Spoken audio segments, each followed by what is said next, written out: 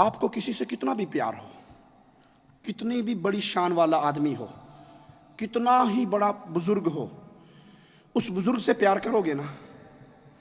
لیکن کبھی آپ نے دیکھا کہ میں آپ کو والد کی مثال دیتا ہوں. بیٹوں کے لیے باپ بہت بڑی ہستی ہوتی ہے، اور حقیقت میں باپ کو اللہ کے نبی صلی اللہ علیہ وسلم نے جنت کے دروازوں میں سے ایک دروازہ بھی کہا ہے، جو چاہے اس کی حفاظت کرے، جو چاہے اس کو ضائع کر دے. کسی کو اپنے باپ سے بہت پیار ہو، بابا جان فوت ہو جائیں، ابو جی فوت ہو جائیں، تو کیا خیال ہے بیٹا محبت میں مغلوب ہو کر باپ کی جوتی اٹھائے، باپ کے جوتی اٹھائے اور بڑی محبت سے میرے ابو جان کتنے پیارے ابو جان تھے، اور اپنے ابو کا نام جوتی پہ لکھنا شروع کر دے. جی کیا کہو گے اسے؟ عقل مند ہے؟ جی سوچ سمجھ کے بولنا میاں، گستاخ کا فتویٰ لگ جائے گا آپ کے اوپر. پاگل ہے یا عقل مند ہے؟ پاگل ہے. کیوں؟ کہ بھائی تجھے باپ سے جتنا بھی پیار ہو، جوتی تو جوتی ہوتی ہے، جوتی تو جوتی ہوتی ہے. کبھی باپ کا نام کسی عقل مند نے جوتی پہ لکھا؟ میں وہ دلیل دیتا ہوں جس سے آپ کی سوئی ہوئی عقل کو جگا سکوں.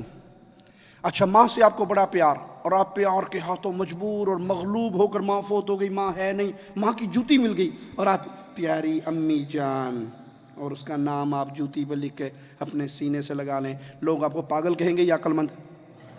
ماں کا گستاخ کہیں گے یا ماں کا ادب کرنے والا؟ گستاخ کہیں گے. اچھا چلو ماں باپ کو بھی رہنے دو، ماں باپ کے بعد جب بیگم آ جاتی ہے تو بیگم سے لگاؤ، ہیں بیگم سے لگاؤ بہت ہو جاتا ہے. تو بیگم سے پیار ہو جائے آپ کو، آپ اس کے لیے ہیل والی جوتی بڑی خوبصورت مارکیٹ سے نگوں والی پھولوں بوٹوں والی لائے، اور اس کے اوپر خطاط سے جا کے اپنی بیگم محترمہ کا نام لکھوا لیا. اب یہ جوتی بیگم کو دکھاؤ گے تو ہیل سب سے پہلے کس کے سر میں لگے گی؟ کامیاں لوگ بیگم کا نام دل میں لکھتے، تم ہمارا نام جوتی پہ لکھتے. نہیں رہنا تمہارے ساتھ، فارغ کرو ہم کو جاتے. ہم جوتیوں کے قابل ہیں کیا؟ لوگ تو پھولوں کی پتیوں پہ بیگم کا نام لکھتے ہیں، تم جوتیوں پہ نام لکھتے. عقل سلامت ہو تو جوتی پہ پیار کرنے والوں کا نام لکھا جاتا ہے یا نہیں؟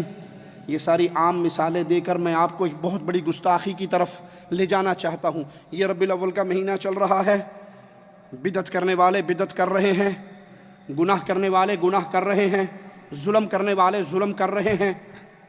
اب تو ظلم کا بازار یوں گرم ہے، سینما والے بورڈ لگا رہے ہیں، فلمی اداکاروں کا نام لکھ کے فلاں فلاں فلمی اداکار کی فلم عید میلاد النبی کے موقع پہ 4 شو ہوں. بیوٹی پارلر والی لکھ رہی ہیں پلکیں ہم سے سنوارو، آئی برو ہم سے بنواؤ. جس کام کے کرنے پر اللہ کے نبی نے لعنت کی، وہ کہتی ہیں عید میلاد النبی کے عید میلاد النبی کے جشن کے شوق میں 50% ڈسکاؤنٹ ہے. جس کام سے پیارے آقا منع کرتے رہے صلی اللہ علیہ وسلم، آپ کے نام پہ سارا کچھ ہو رہا ہے. عقلیں اتنی ماری گئی ہیں کہ پیارے نبی صلی اللہ علیہ وسلم کی نعلین، آپ کی جوتی کا نقش لے کے، پہلی بات تو نبی کی نعلین کا نقش پیارے نبی صلی اللہ علیہ وسلم کی کسی حدیث سے ثابت نہیں ہے. ہم کہتے ہیں 1 منٹ کے لیے بات مان لی کہ واقعی یہ پیارے نبی کی نعلین کا نقش ہے. اس نعلین کے نقش پہ اللہ محمد لکھا جاتا ہے یا نہیں؟ نعلین کے اندر اللہ محمد لکھا جاتا ہے یا نہیں؟ بسم اللہ لکھی جاتی ہے نہیں؟ الصلاۃ والسلام علیک یا رسول اللہ لکھا جاتا ہے یا نہیں؟ لکھا جاتا ہے. اور کیوں نہ لکھے؟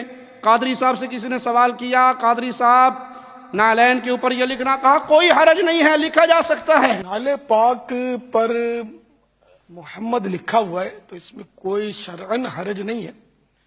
اور بسم اللہ الرحمن الرحیم لکھنے کے تعلق سے فتاوی رضویہ شریف میں اس کے جواز کے جائز ہونے کے دلائل لکھے کہ اگر نعل پاک میں بسم اللہ بھی لکھی ہوئی ہو تو کوئی حرج نہیں ہے.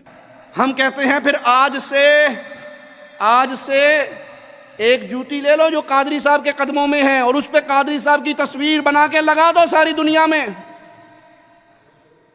میلادیو، جب تم اپنے قادری کی تصویر جوتی پہ دیکھو گے غصہ آئے گا یا پیار آئے گا؟ عقل مندوں سے سوال ہے، جن کی عقل سلامت ہے. اپنے پیر صاحب کی تصویر، پیر صاحب کا نام جب تم جوتی پہ دیکھو گے غصہ آئے گا یا پیار آئے گا؟ غصہ آئے گا.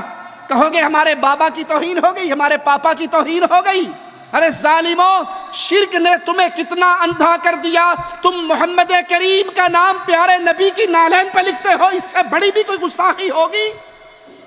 ارے مصطفیٰ کا مبارک نام تو قرآن کے حروف میں ہے، قرآن کے الفاظ میں ہے، قرآن کی زینت ہے۔ جس نبی کا نام قرآن کی زینت تھا، تم نے اس نبی کے نام کو اٹھا کر جوتی کی زینت بنا دیا، اور ابھی ابلیس کا فتویٰ اس پہ لگاتے ہو جو تمہارے طرح کی بے غیرتی نہیں کرتا، اس کو کہتے ہو کہ آج سارے جہان والے خوشی منا رہے سوائے ابلیس کے۔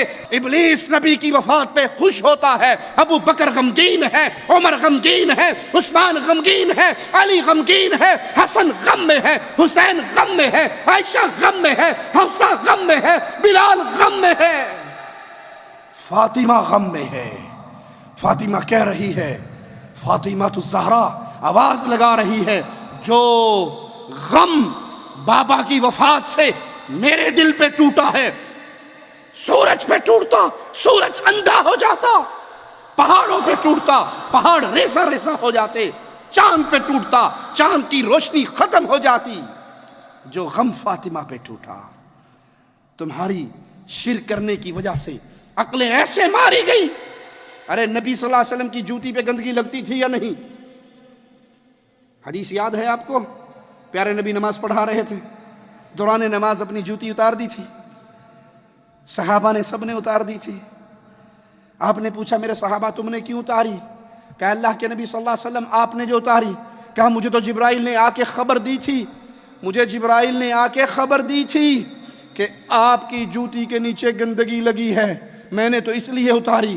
اے میرے صحابہ جب مسجد میں آؤ تو اپنی جوتی کو زمین پہ رگڑ لیا کرو، زمین پہ مسل لیا کرو تاکہ جو گندگی لگی ہو وہ اتر جائے۔ پیارے نبی کی جوتی پہ تو گندگی لگتی تھی، تم نے اس جوتی کی پوجا کرتے ہوئے میرے نبی کی ایسی گستاخیت شروع کر دی کہ اللہ کا نام اور میرے نبی کا نام پیارے نبی صلی اللہ علیہ وسلم کے نالین پہ لکھنا شروع کر دیا۔ حق یہ ہے جب شرک کیا جاتا ہے عقل سلیم فوت ہو جاتی ہے، اور جب عقل ختم ہو جائے تو انسان اسی طرح کے جاہلوں کے کام کرتا ہے۔